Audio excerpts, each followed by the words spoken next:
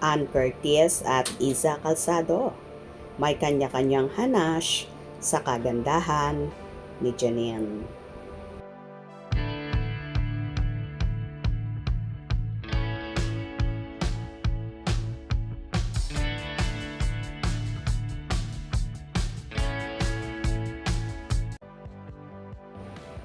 Nagbahagi ang multi-awarded actress at Asia's Rising Star na si Janine Gutierrez sa kanyang Instagram account kung saan nakasuot siya ng black dress na so pretty at daring ang dating, habang tumikinang naman ang suot na necklace at earrings ayon sa naging post ng dalaga.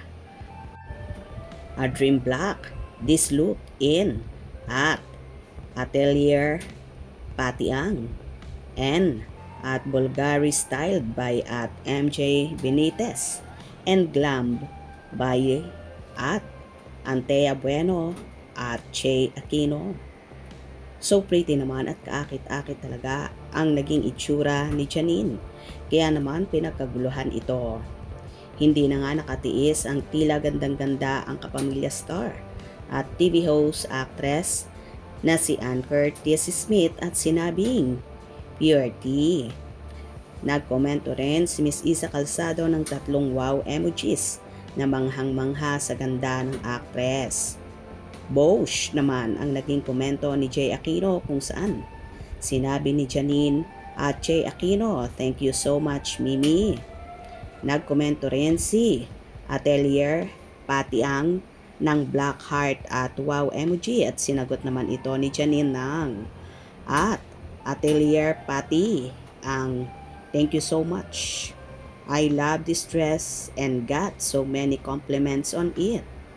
3 black heart emojis naman ang komento ni MJ Benitez. Marami naman ang gandang-ganda sa dalaga.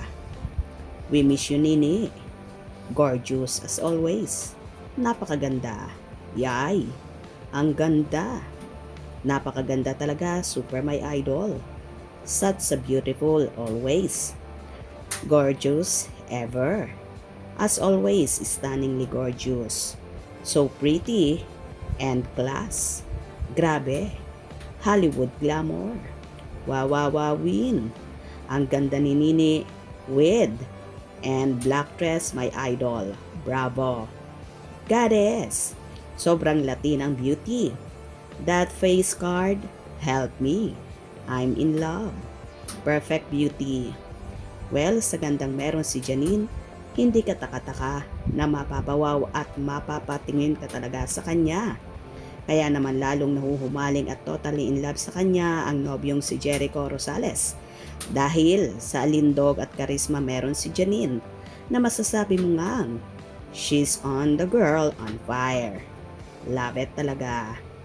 Kung nagustuhan nyo ang video na ito, comment down below.